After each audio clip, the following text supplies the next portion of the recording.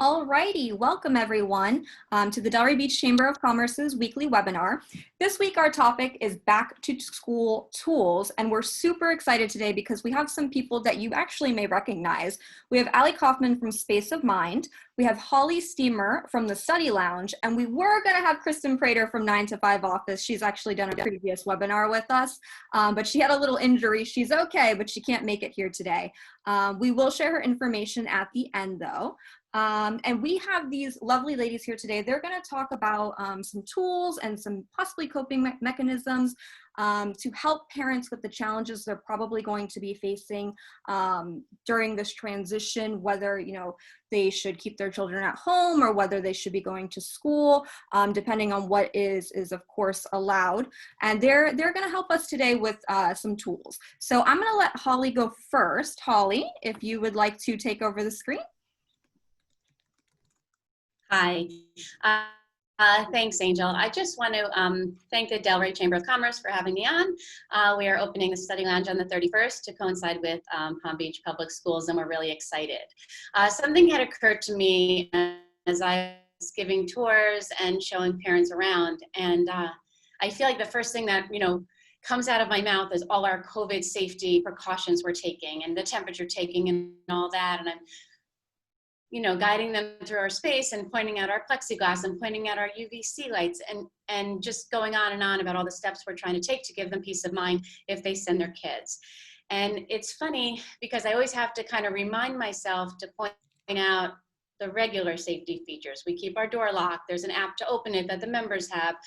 We have cameras up all over the place. And, I'm a teacher, so safety of kids has always been a priority, but I'm also a parent from Parkland. So school safety should be first and foremost in my mind. And it kind of is an indication of just how much this pandemic, I think, has impacted us and really shifted our priorities, right? All we really think about is how we're going to be keeping our kids safe.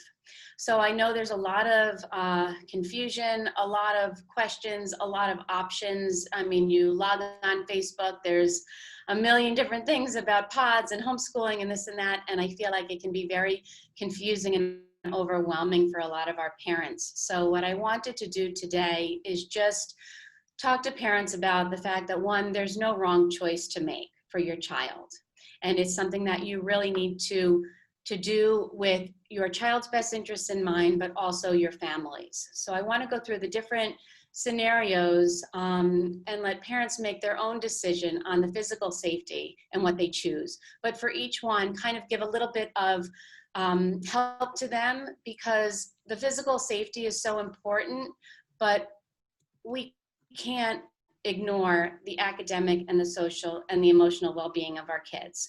So I'm going to present the screen now and just share some of the things that I think will be helpful as we try and achieve this balance, no matter what choice parents pick for their kids. So I just want to reiterate, parents, take a deep breath. There is no wrong choice here. It's not a time to try and keep up with the Joneses and your friend who's doing this amazing homeschool program, and you're like, wow, I need to be that mom. Well, if you're working full time and you can't, then you can't.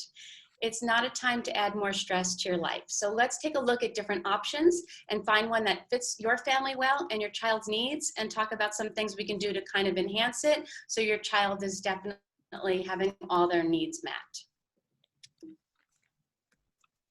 All right, so our first choice would be, one of our choices would be homeschooling. Homeschool can either be run by you as the parent, as the teacher, if you feel up to that job, or some of the other homeschoolings are taking place in more of a pod setting, and we'll talk about that in a little bit. Some things you can do for homeschooling as far as making sure that all academic needs are met. Don't take it all on yourself.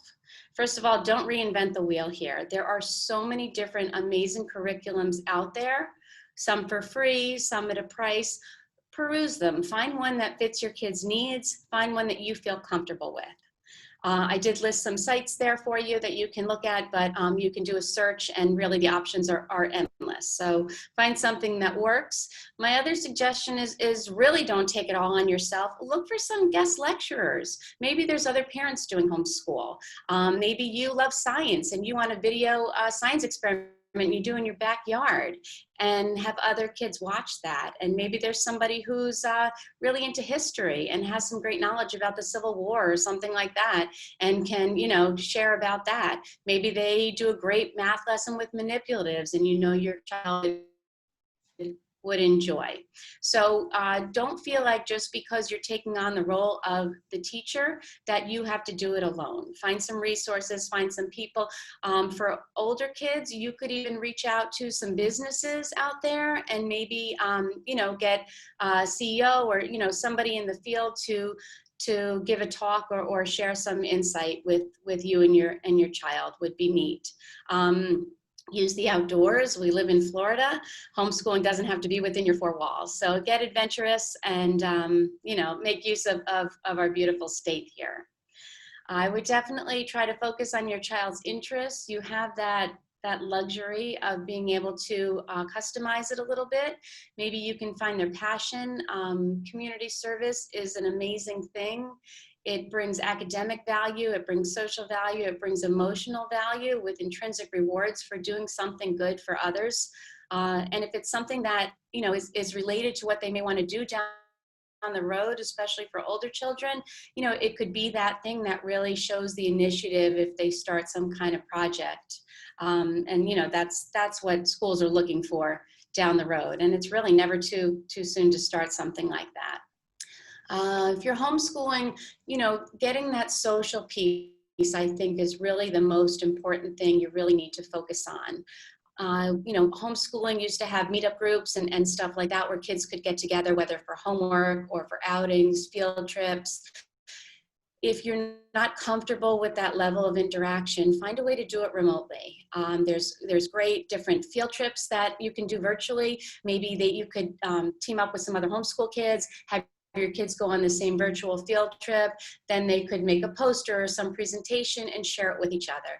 The most important piece here is to really keep that social aspect going.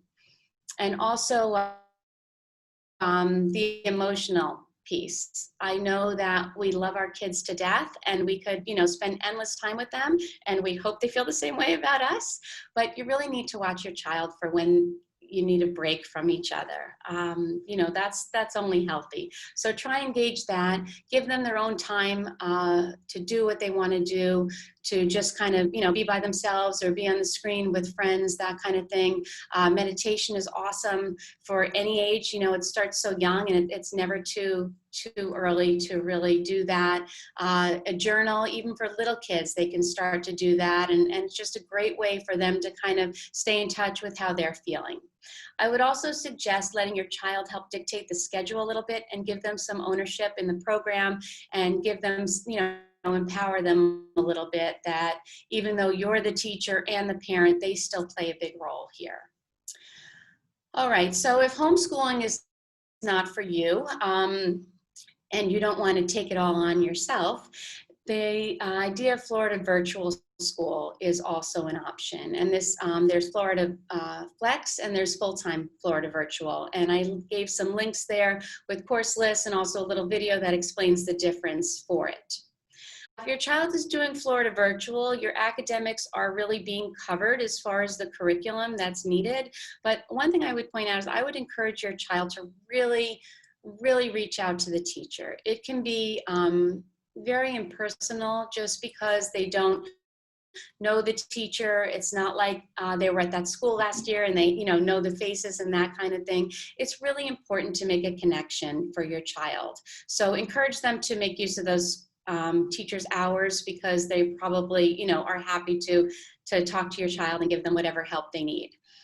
Because Florida Virtual can often go at their own pace, take a look for some other things to supplement. There are amazing courses online. They existed before the pandemic and since I feel like they are everywhere. So there's some links there for some free classes. There's other paid classes, but they go from pre-K all the way up to, seniors in high school.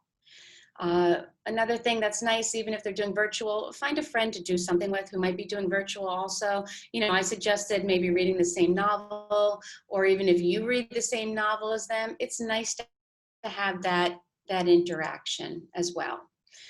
Florida virtual also can be a little isolating, so I just, caution you there to make sure that you make some social opportunities for your child. Again, if they're not comfortable or you're not comfortable interacting in person, you can certainly, use Zoom or Google Meetups or anything like that. Even if they are just FaceTiming while they do their homework together, just looking up, seeing that person and running some things by them, that can really make all the difference in the world. Don't forget to send them outside. You can still chat with neighbors from across the street, while you're walking your pets or that kind of thing. As far as enhancing the emotional piece while students are participating in Florida Virtual, make sure they set a schedule. I think we all really got a taste of this last year when schools closed and kids were sleeping till whenever, and just kind of doing their own thing at any time of the day, especially with kids who are a little older. A schedule is important, and even the idea of back to school shopping, get them supplies, maybe a couple new outfits, just make them feel like they're still part of this school world. I also suggested something around the house. Florida Virtual, they can work quickly through things. Sometimes they may have a lot of time. It can be very fulfilling for them to have a project that they can go to, that they're working on, something in the house. Maybe they love to cook. There are even amazing cooking programs for little kids that are adorable. So just another piece of something productive to do so they can start feeling good about themselves, aside from just accomplishing their academic tasks. Okay, we're going to move on to distance learning at home. This would be the scenario where your child's in public or private but not attending. So they're just going to be listening to their teachers probably for a portion of the period, maybe 25, 30 minutes is what it looks like in Palm Beach, and then doing work the rest of the time. Again, I really encourage some one-on-one time with the teacher. This is so important at any age. Little kids need that. They miss that. They don't get a chance to hug their teacher, being away, and that is heartbreaking, but they can at least have some quality one time on the screen. For older kids, it's important to make these connections, especially if they're in high school. They need to have a teacher get to know them. They're going to need letters of recommendation. These are all things to kind of keep in mind, but making connections and bonding with your teacher is always a good thing to do. Distance learning, the academic piece, sometimes it's a little hard to stay focused. Sometimes it's a little hard to, follow along. There's been scenarios where students are muted, so you don't really have that chance to ask as the class is going on, and some students may feel a little leery about, posting a question. You may want to look into maybe getting a tutor. There's some online options available just to help them out so they don't fall behind. Again, the social piece is missing with distance learning at home. They can have a friend over, sit outside, do their homework from across the table. If you have seating outside, it really can make a world of difference for these kids. They're so disconnected from their friends, and that piece is so important at any age. One thing I suggest is lunchtime. Have the same lunchtime as a friend. Even if you're sitting there eating a sandwich, watching them sitting there eating a sandwich, it makes you feel that connection again, and it really brings a lot, as far as filling that gap socially. There's some very cool online classes. I saw one for hair braiding, for drawing anime. Have them find a friend to do that with. It's just one more thing to talk about. These kids used to have the school day as the center of their conversations. So we need to build those opportunities for them. Emotionally, personally speaking, as a parent of a teen, distance learning was very hard on my daughter. And she really got down at, certain points, and it was a lot to watch as a parent, and I was looking for ways to help her. She surprised me and helped herself by setting a schedule for herself. with some exercise, class times, that kind of thing.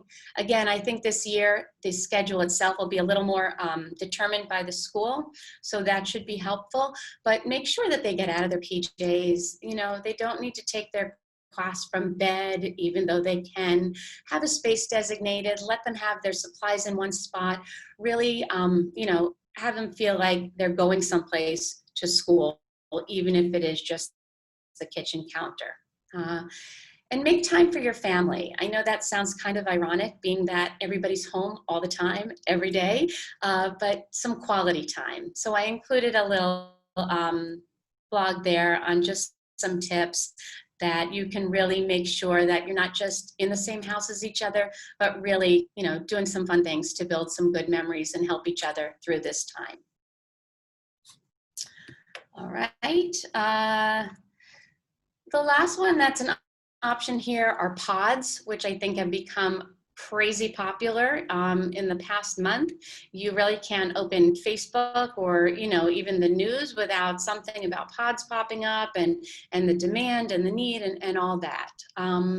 Pods can run a couple of different ways. They can either be just a support for distance learning. So your kids could, similar age groups get together at somebody's house or at a center, and there's a teacher or a tutor who is running that and just helping them with their distance learning. They can also be done as far as almost as like homeschooling. So that teacher is making up their own curriculum or following a homeschool curriculum and actually teaching the kids. Just some things to be aware of academically. Ask the teacher what you can do to supplement. A lot of times the pods aren't full day, so you still have some time with your child, and there may be some things that you can do academically to push them a little more, especially if they're in a pod and it's multi-age. You want to make sure your child's being challenged. I mean, in a perfect world, you'd be with all kids in your exact class and the same exact age, but, clearly our world's not very perfect right now or ever, so you just want to be cautious of that. Make sure that your child is challenged. You don't want them to get bored. You don't want behaviors and things like that to start occurring, especially with younger kids. As far as social pieces, well, the pod is nice because kids are in person with other kids. I would just suggest maybe following that with some playtime for younger kids that's separate from the pods, so they can really distinguish between this is my time for schoolwork and now this is my time for playtime with these kids. So it will help with the behavior, for the teacher or the tutor who's running it, and help them really stay focused on school during school, but give them that outlet to be with their friends and have fun. Just a point, stay in touch with those other kids from class.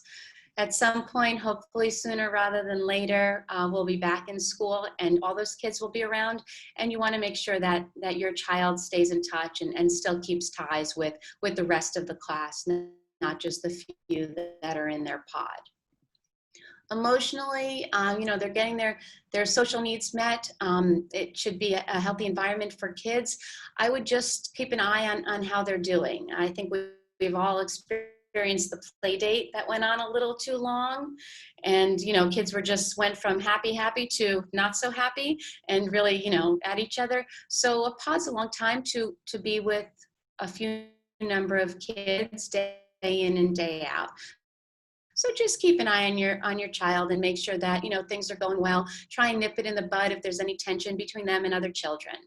I would also allow for some downtime for these kids. They're going from being pretty isolated to now being back with kids, which is a good thing, if done safely, but they may still need a little bit of downtime just to kind of ease back into this new world of being, working with their peers.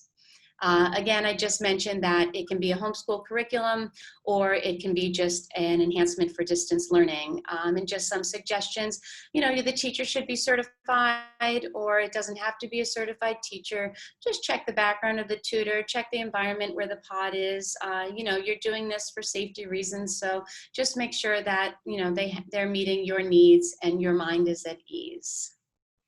Aside from that, public schools, some of them are going back, so that's, happening. And public school, we know that that'll be distance learning. But that concludes my presentation.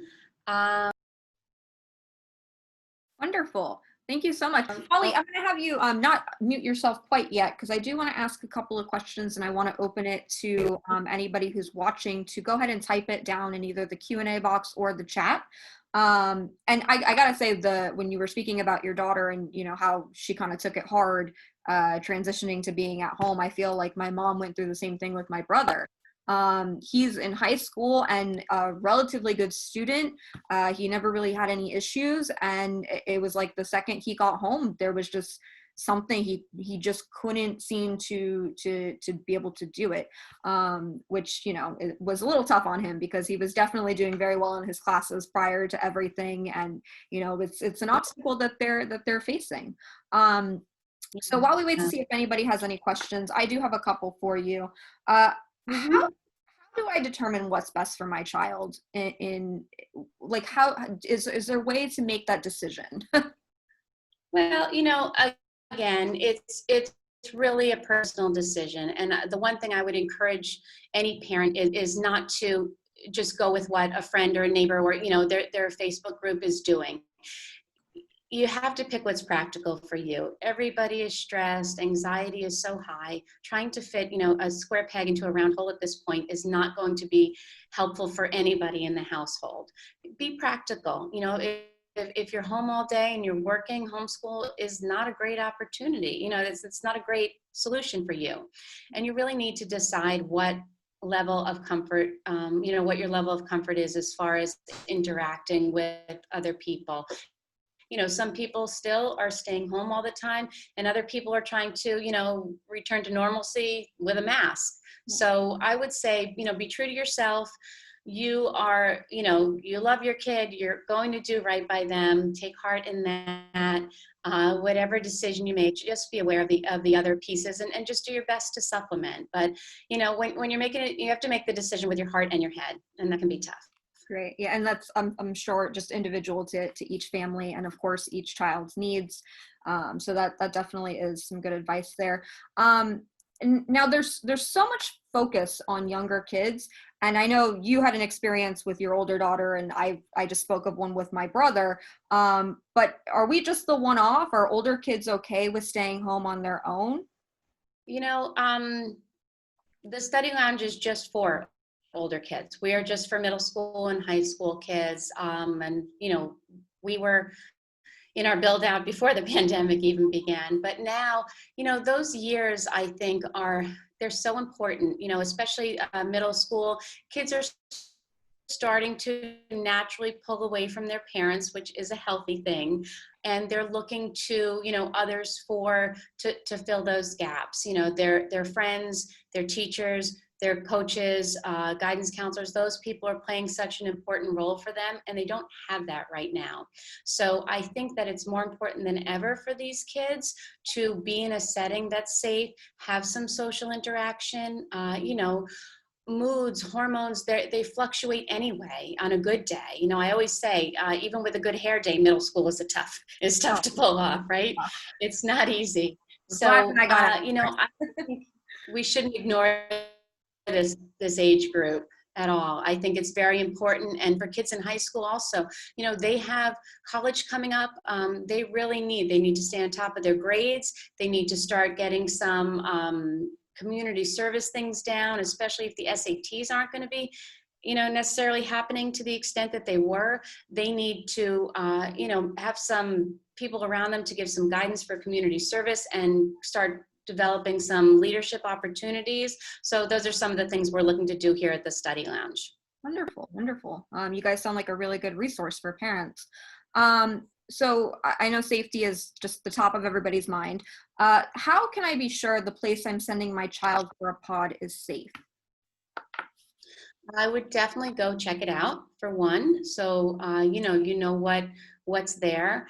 I would see, what they're doing as far as sanitizing, make sure that hand sanitizer is available there.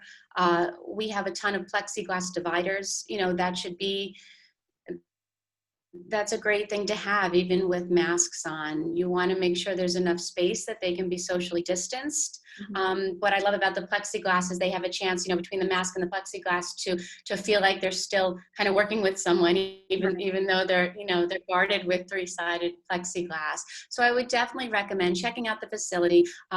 People are popping out of the woodwork. There's amazing teachers and tutors out there, but just check out the person who's going to be spending this time with your child also. We can never be too safe when it comes to our kids. Wonderful. Thank you. Awesome. Well, thank you so much, Holly, for all of that information. I'm going to make sure really quick.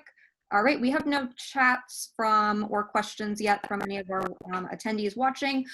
So again, guys, if you do have any questions for Holly, you're going to stick around till the end, correct? Absolutely. Perfect. At this time, I'm going to go ahead and turn it over to Allie. Like I said, there's probably a lot of you who know her. Space of Mind is such a creative school, and we always love to hear her chat and let us know what's going on. All right, so I'm going to turn it over to you now, Allie. Awesome. Thanks. I just want to correct you. We're not a school. Space of Mind has been leading the mission for mainstreaming homeschooling since 2010. When we opened our campus in Delray Beach. So we actually are homeschooling our students full-time in Delray, and we have launched our programs nationally through a franchising program, our virtual curriculum. We even have international students now, and have opened a second location are opening August 31st, a second location with a whole new concept in Boca. So when I started Space of Mind in 2004, I was working with all kinds of clients who were dealing with inattention, disorganization, and anxiety. And over the few years, I started to realize that it was the families who were dealing with these issues related to school stress that I was most passionate about helping and really understood how to do it. So after touring private schools in Miami through Martin counties, realized that my background in youth programming and non-traditional education, along with business, was going to be a perfect combination to create a school experience outside of the box. So I started homeschooling 3 kids in my living room in September of 2010. And we moved into Delray's oldest building in April of 2011. And this year, are opening our new 6,400 square foot community center just behind it. So we've got 10,000 square feet in downtown Delray and another 7,500 square feet in Boca that is going to hold our new concept called Some Space. And that will be a co-learning space for virtual learners, homeschoolers, and enrichment seekers. We'll have our music studio. We're actually launching a record label this year with recording studios in our Delray location, in our Boca location, and at the Achievement Center for Children and Families, which is one of our nonprofit partners, which we're really excited about. And we have an art studio, maker space, STEM space going into the Boca location, as well as outdoor rec space and a 3-acre plot of land that our students this year will be turning into our Grow Something initiative, which will be a community farm and operated through our nonprofit organization, Community Classroom Project. So we're super stoked to be in this very evolutionary moment for education and to have been ready for it. We were already franchising our program and going national and launching some amazing software next week that will address a lot of the needs that families have in understanding. One of the problems that Holly was talking about is how do you know where your student's at and what programs recommend and how to teach them. So we have our SOM roadmap software launching next week that will be a tool for us to do the assessments that we've done with our full-time students for years in a virtual environment, and then draft a coaching roadmap for every student based on their learning styles and strengths. This will be available to any parent, whether their students are in our program using our curriculum as homeschoolers, that's parent-led, using our curriculum virtually or in one of our locations, or going to their own regular school and looking for basically an individualized learning plan that they can deliver to their teachers to help them understand who they're teaching and what are the best strategies for reaching that child.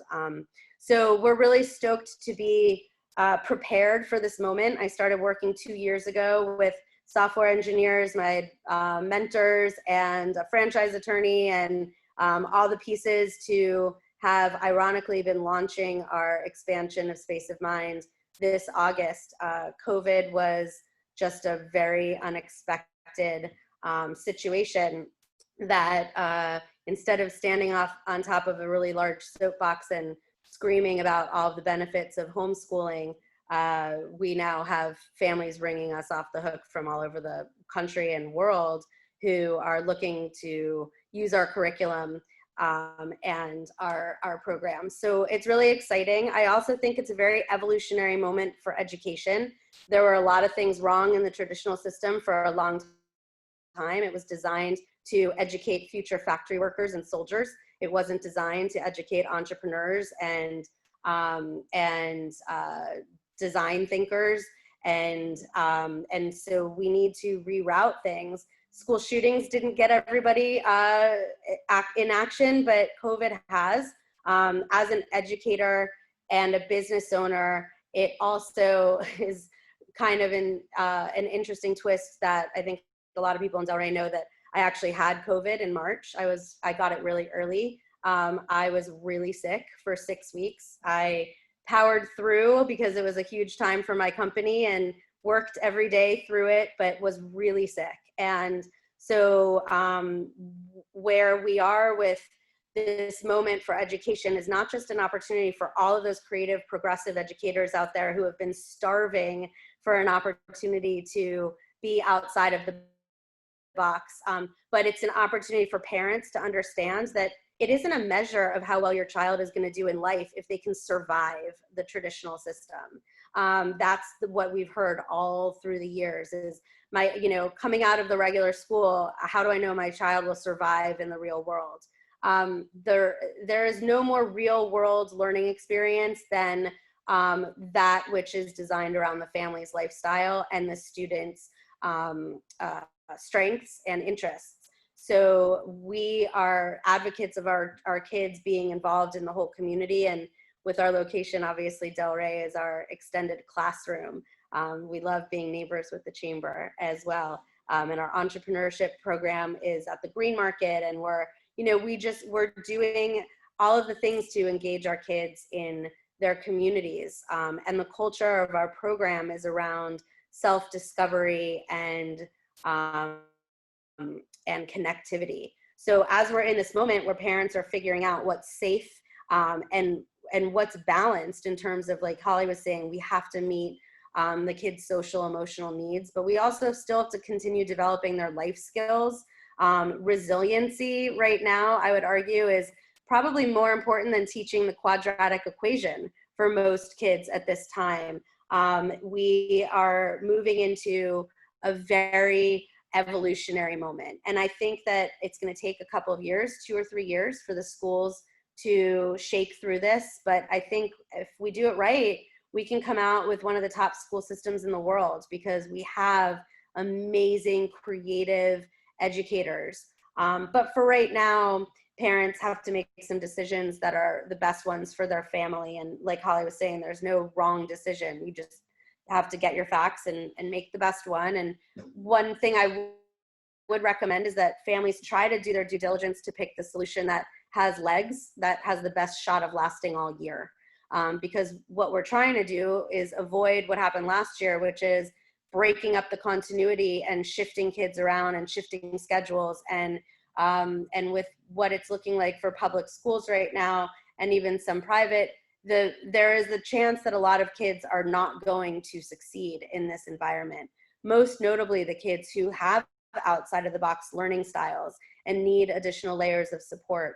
And the inequity of this situation is horrifying in terms of what we're doing to our school to prison pipeline, and how families without means are not having as many choices to do right by their kids. So one thing that's hugely important to us is our Boca location is going to be offering programs in partnership with the Achievement Center. We have a basketball program coming onto campus for high schoolers, and we are super excited to be opening our Parent Educator Resource Cafe to be offering through the Community Classroom Project our coaching and advocacy training for parents. Because I'm hearing from parents all over the country that are of color who are less concerned about COVID right now than they are about being able to keep their kids safe and to advocate for them in the school systems right now. So we have two major problems for education. Related to COVID, you know, we were open all summer in Delray. Because I went through COVID, it's important to me that nobody I know or love gets it. But it's also important to recognize that even our strongest and most stable kids who have an advancing level of resiliency, by the end of the lockdown at fourth quarter, they were really struggling. The good news is teenagers are really craving each other face to face now. They're kind of over the technology at this point. And so I think there's some positives. My favorite quote was with the adulting kids that I teach. I was asking what are some of the benefits that came out of this moment. And my favorite quote was a 17-year-old rising senior who said, "I've discovered the benefit of the mute button, and it's changed her relationship with her parents." So there's lots of good things that are going to come out of this moment, but we don't want kids to get sick. So we want to make sure we're taking all the precautions and masks all the way. Things we're doing here, we have 5 wings of our campus that each has a different air conditioning unit, bathroom, and entrance. We've got rapid tests if we have a scare.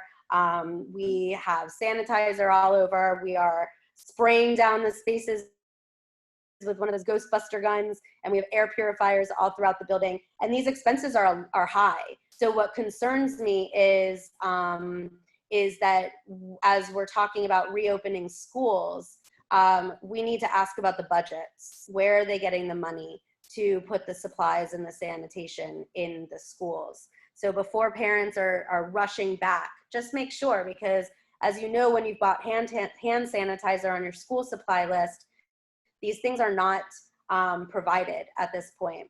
But when you're looking at this moment, you know, there's a million choices. I think these are the best educated parents that we've spoken to in the 10 years of the schoolhouse and of this social homeschool program, and everybody's doing their due diligence. And so the most important thing I would suggest remembering is that you can't learn when you're stressed. Our working memory is what controls our ability to remember to pay attention to what we're paying attention to. And our working memory is impaired the more we have on our minds. And so at this moment, it's fair to say that most kids, parents, and teachers are coming back in the fall with some version of PTSD. We've all been stressed, we've all been pushed, we've all been, there's, you know, phenomenon of the amount of wild dreams people are having around the country.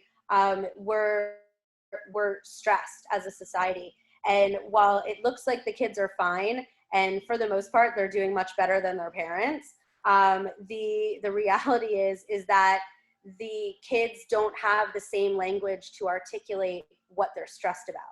And that is what is the most concerning, because what comes out as being communicated as a headache or a stomach ache could actually be something else that they don't know how to express, because this is scary for adults. And so as we go back to school, there's three important things for all parents to remember. One, that the kids are behind.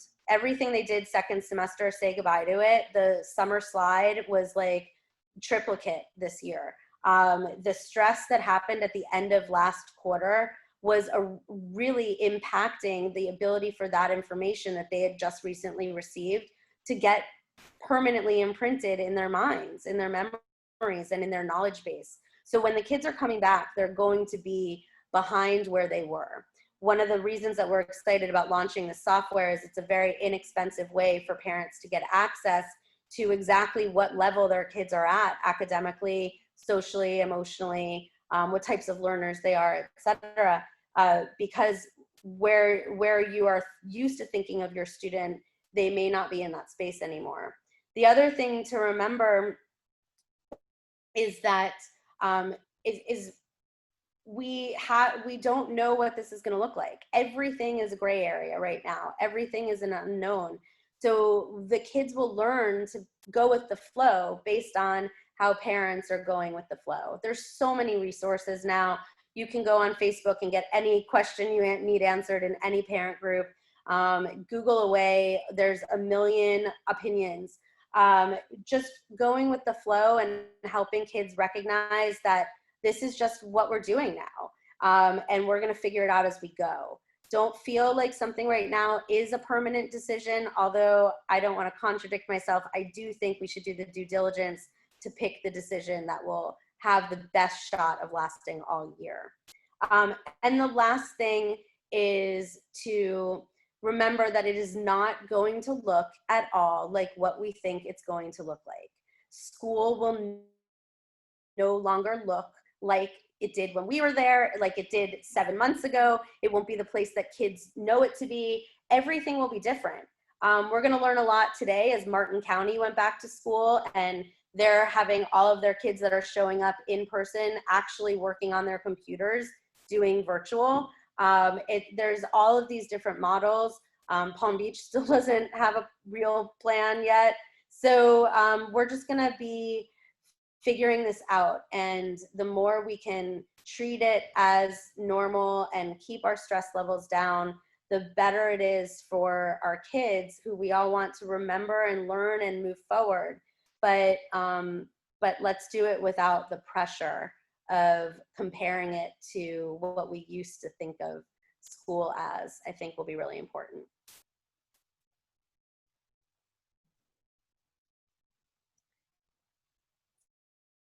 So Wonderful. I guess that's all I have to sort of.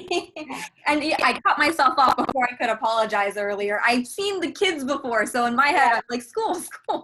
And that's so funny about the mute button, and I mean the dreams. I have had some just bizarre dreams where I sleep the entire night, but I wake up the next day and man, I feel exhausted. Yeah, it's real. Crazy. So I have a couple of questions for you. And again, if anybody has any questions, please feel free to put them down in the Q&A box, because they're here to answer anything that they can help you with. So Allie, you mentioned that the curriculum that you guys have, it supports several different forms of schooling, whether it's, the parent teaching or virtual.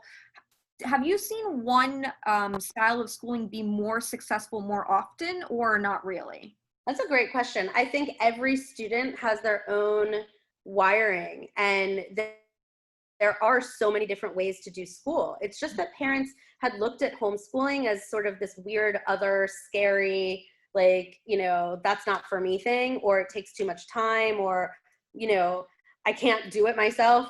But there are so many non-traditional ways to do school. There's independent schools. There's a million options virtually. I think that what makes our curriculum so unique, and we've spent the last 7 years developing it. I mean, I conceived of it. It's based on the curriculum I grew up with in the gifted program in public school. In 3rd grade, I was taught how to lead a think tank and what the rules of brainstorming were. And it was all project-based learning, which is what a gifted curriculum is. It's all collaborative and integrative and adaptive to the students and the flow that the creativity amongst the group brings. So as my team and I have been developing this curriculum, we had some very important things in mind. Number one, that it be available at different price points to any family anywhere. So you can license our curriculum as a homeschooling family or a tutoring center, or a pod for $5,000 for the license, and get the assessments and the roadmap and the software that tracks all of the state standards, whatever state they're in, as well as measures social, emotional, and life skill development against students' goals, and not just the standards themselves. So we are, in creating that curriculum, it wasn't just important that it was accessible at different price points, because our tuition in Del Rey is around $30,000. But that it feel like an Apple device. Like if Johnny Ive were to create a curriculum infrastructure that you just want to open it and know how to use it, and that you can't mess it up, that it's totally customizable. So our curriculum actually works the same, and we're theme based. And so everyone in our schoolhouse orbit, which is virtual kids, international kids, Boca, Del Rey, pods, franchises, everybody's doing the same curriculum with the same theme, and we're answering the same essential questions at the same time. So there's a continuity in the community, and the ability, especially now, to introduce kids across different states and geographical areas, because we're learning so much about who they are. We can make connections, but that the curriculum can be fluid. So if somebody starts it virtually, or and then is ready to come out and be a part of a physical program, or if you need to condense a week or expand a week, or something's really exciting, like that, you can build on it. So it's a project-based curriculum that's based on the gifted style, but it can be customized to any learner, any level, and any mixed group of ages. So I think there is no one way that works best. It's just that the more adaptive your perspective is, right? Like we're shifting paradigms. If you come out of this like 20th century learning model to a 21st century model, so like a huge mind game to overcome, right? But then there's so many options. It's like we have options everywhere else in our world. Like what cable package do we get? Like, you know, like everything else can be customized, but education had never gone to that level. So I think that it's for every family to figure that out. Right. And you had mentioned that, you know, it would be preferable if you could kind of pick the idea that's going to have did you say it, legs, longest standing legs running? Is there like a timeline of when it's time to maybe pivot and change what you chose to do? Because I know that, you know, you want to help them stick through it, because of course not every day is an amazing day, but is there kind of a suggestion of when you say, okay, this style is not working, we need to kind of move to something different now? So look, I think we're all born with a strong sense of intuition, and I think parents have a gut sense immediately when something's not working. Kids know it immediately. What's happened in the past is that there's been this idea that if it wasn't working, you had to find a way to make it work. Right. And that only the ones who left what was traditional were the ones who couldn't make it work. But now I think that, you know, it's important that again, it goes back to just the options that are there. We want to, you know, really give the families the opportunity to find what's going to be best. Wonderful. Yeah. Okay, so I know that when I was working from home, I definitely felt overwhelmed some days, and it's not that my job got increasingly difficult. I mean, it did change a little bit because of what I do, but it wasn't anything that couldn't be managed. But for some reason, I just felt so overwhelmed all the time.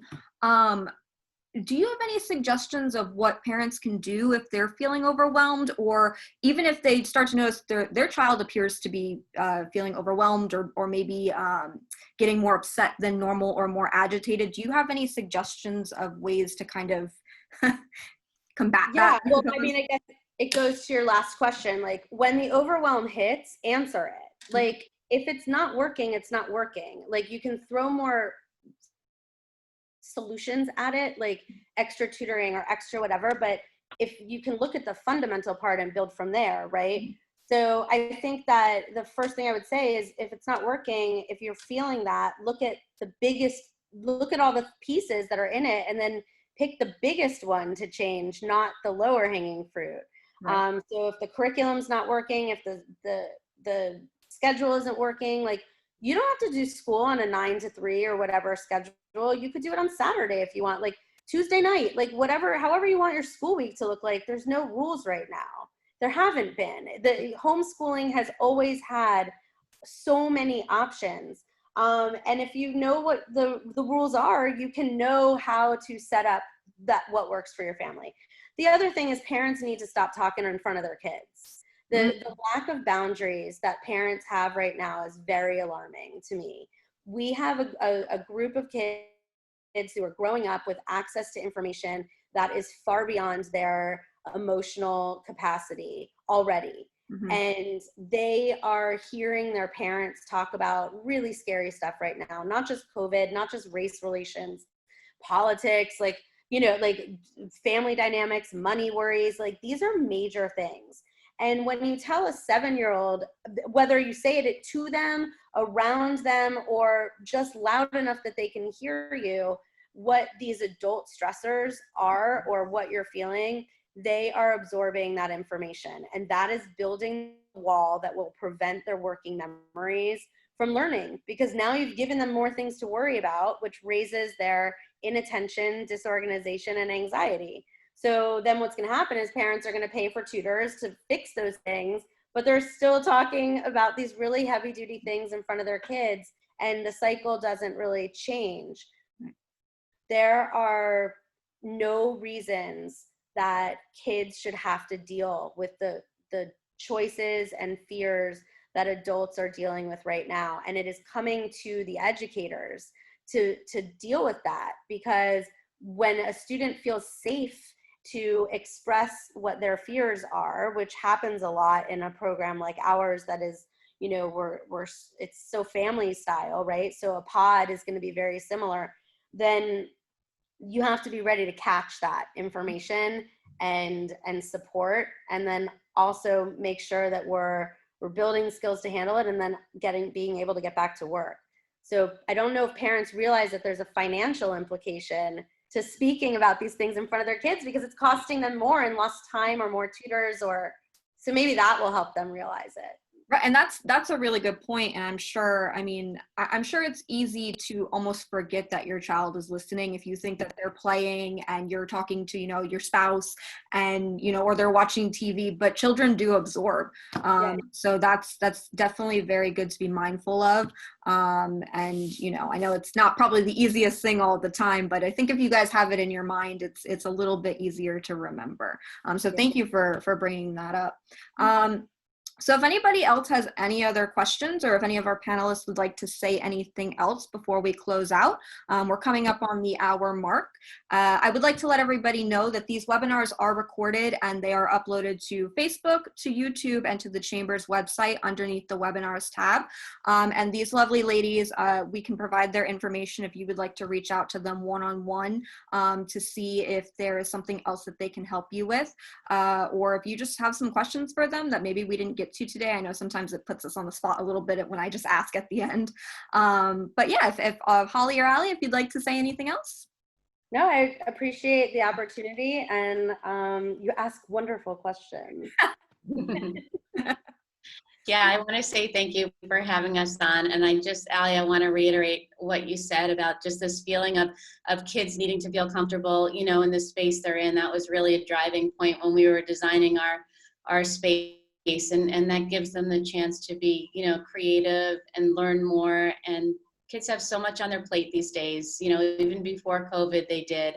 And now it's compounded. And, your point about, I just don't think parents are used to having their kids home all day either, so maybe they're talking on the phone to a friend or something. So that was a great reminder to just, be aware of what's going on and what ears are listening. So yeah, it was very nice being here with both of you. Thank you so much. You too. The little ears and little eyes are always watching and listening. For sure. And big ears and big eyes too, right? Yeah. All right, ladies, thank you so much. I appreciate you taking the time today. I'll make sure that you guys get this as well. So if you want to share it to any of your pages, you're more than welcome to. And we appreciate you being a part of the Chamber and partnering with us when you can. Awesome. Thank you so much. Bye-bye. Bye.